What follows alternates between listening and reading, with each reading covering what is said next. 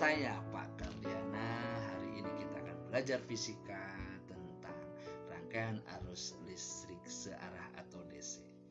Nah, sekarang di sini kita harus kalian juga mengetahui kompetensi dasar dan tujuan pembelajarannya. Ya, kompetensi dasarnya kalian harus bisa menganalisis prinsip kerja peralatan listrik searah atau DC, berikut keselamatannya dalam kehidupan sehari-hari, dan juga kalian bisa melakukan percobaan prinsip kerja rangkaian listrik searah atau DC dengan metode ilmiah, berikut presentasi hasil percobaannya. Nah, tujuannya apa?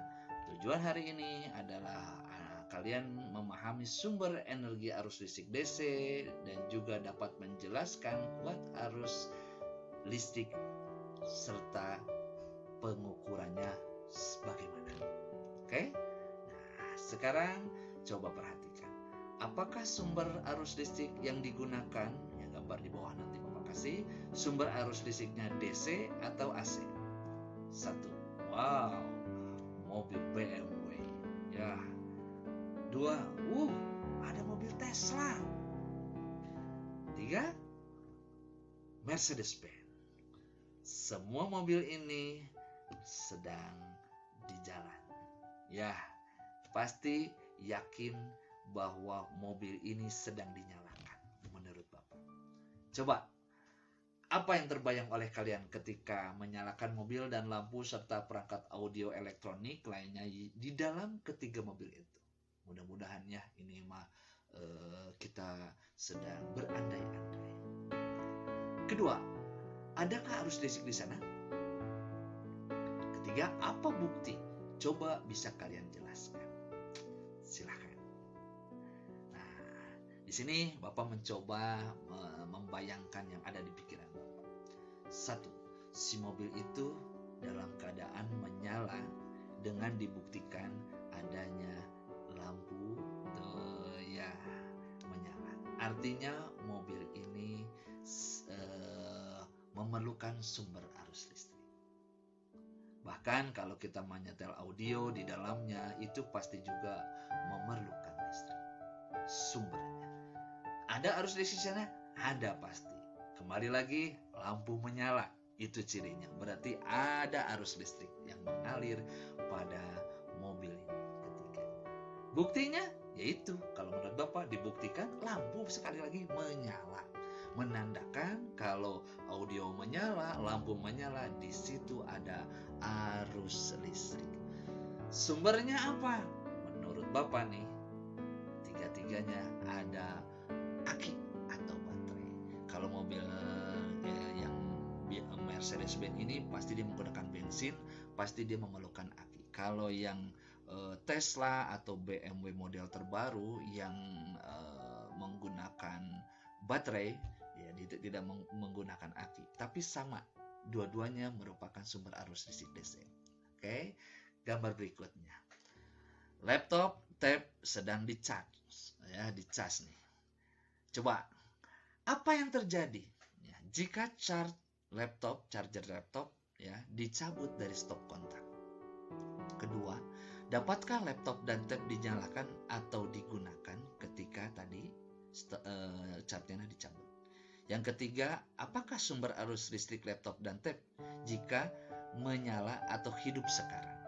Oke, awalnya pasti kita berpikiran, pasti yakin sumber arus listriknya AC yang pertama karena dicolokkannya ke stop kontak dari PLN sumbernya. Ini AC. Maka ketika dicabut, laptop pasti menyala. Kenapa? Kan ada apa kira-kira di dalam ini? Betul, ada baterai. Ya, jadi laptop dan tab akan tetap menyala atau bisa digunakan. Karena tadi ketika kita mencas itu yang diisi adalah baterainya di dalam tab atau laptop. Setuju nggak? Jadi sekarang apakah sumber arus listrik laptop dan tab? Bapak ya, kita yakin semuanya adalah sumbernya adalah baterai.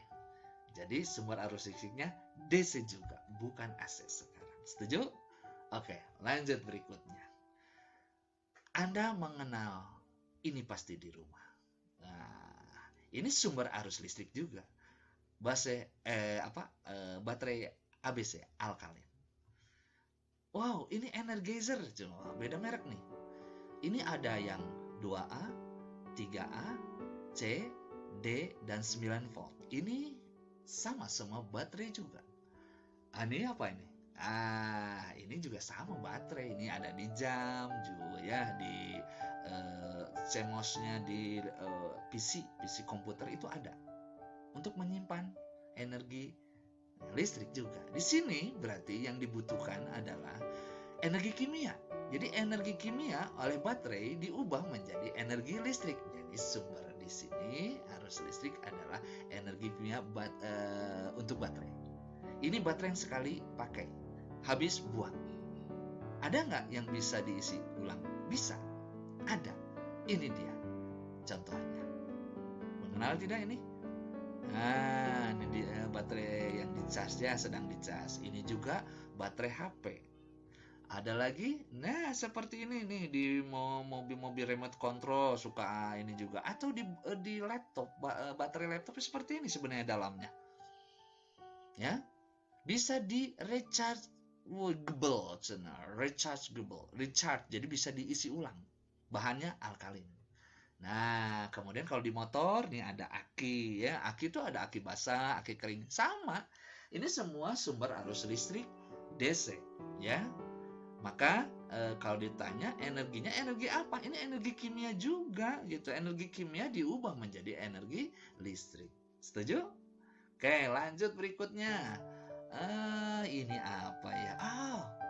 Kalkulator. Tapi ada ininya nih. Apa ya?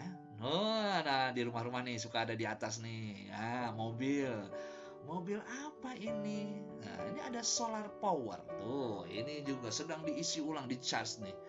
Jadi, sumber arus listrik juga bisa menggunakan ini yang disebut dengan panel surya atau solar cell disebutnya. Jadi bisa memanfaatkan energi apa? Energi matahari atau cahaya matahari diubah dia menjadi energi listrik. Tuh, bisa juga ya energi. Jadi sumber-sumber energinya banyak ini tuh sebenarnya untuk sumber arus listrik. Oke?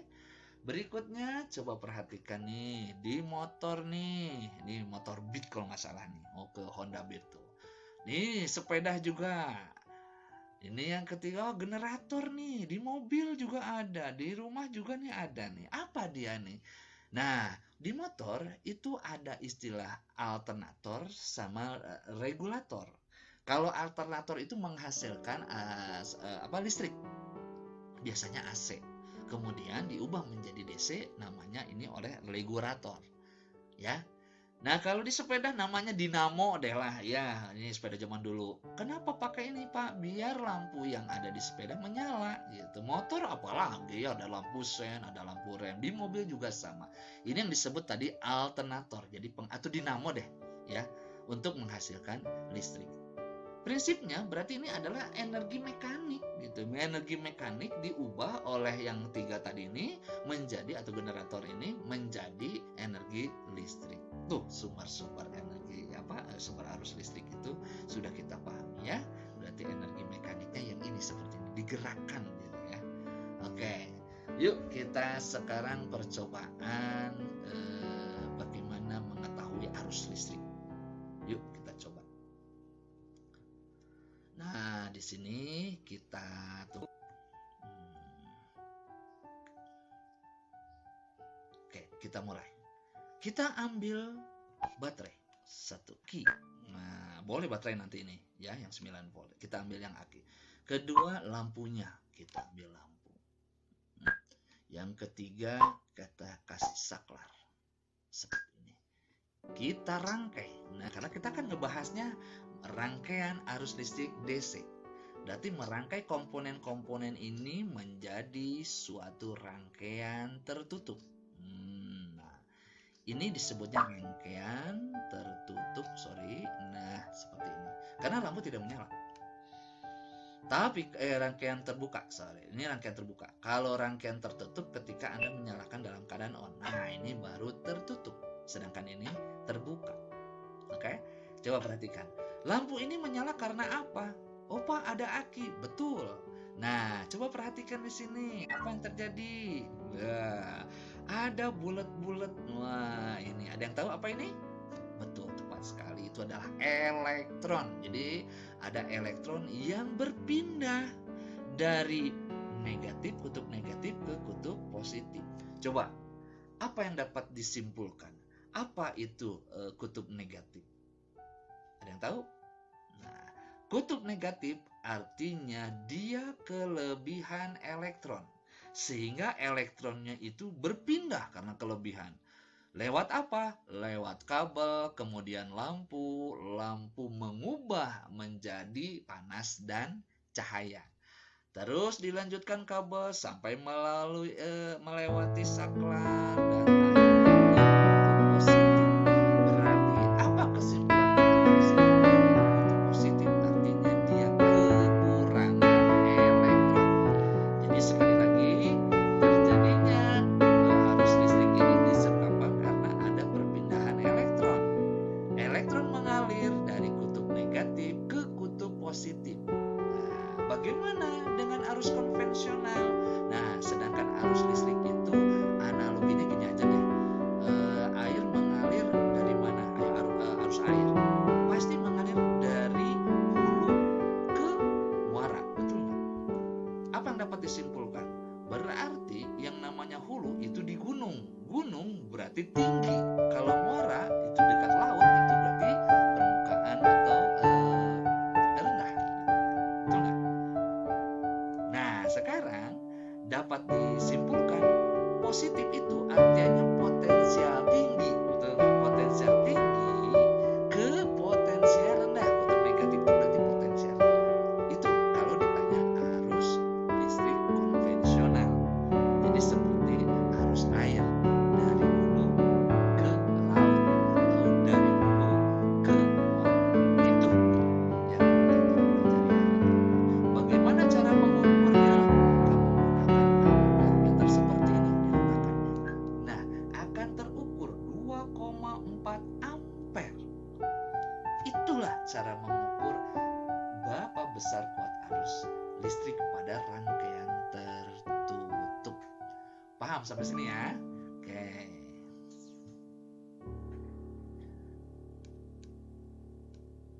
Nah, jadi kesimpulannya, kuat arus listrik adalah banyaknya muatan elektron yang mengalir tertutup setiap satuan waktu. Semakin banyak muatan listrik, ya, muatan listrik elektronik di sini semakin banyak nih yang mengalir dalam waktu yang sama, maka makin besar arusnya.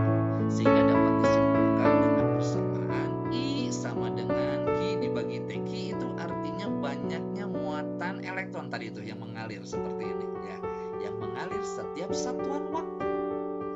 Nah, muatan ini bukan muatan positif tapi muatan elektron. Berarti elektronnya ada banyak. Berapa? Tinggal kali kan N ini.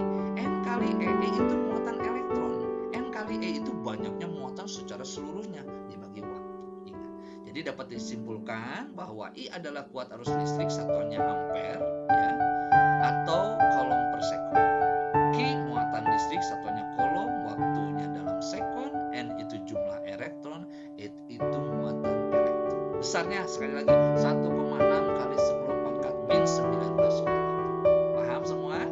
Nih, Bapak kasih contoh tadi alat ukur ampere meter seperti ini. Nah, tuh bentuknya ini ada di ruangan-ruangan dan sebagainya. Misalnya lagi alat ukur arus listrik adalah ampere meter. Oke, ada miliampere, ada ampere meter sama. Sekarang contoh soalnya, misalkan dalam satu rangkaian tertutup arus mengalir pada rangkaian itu terbaca oleh ampere meter 1,8 ampere. Berapa jumlah elektron yang mengalir dalam rangkaian tersebut selama 1 detik? Bukan lihat ini, tinggal dihitung pakai rumus yang tadi I per T. Maka kalau mencari jumlah muatan elektron, I kali T dibagi E. Masukkan nilai-nilainya, maka jawabannya 11,25 kuantiliun. Atau 11,25 10 pangkat 18. Itu, ya. Jadi banyak yang elektron mengalir dalam 1 detik rangkaian itu terdapat 11,25 kuantiliun elektron. Oke, demikian pertemuan hari ini, semoga bermanfaat. Sampai jumpa.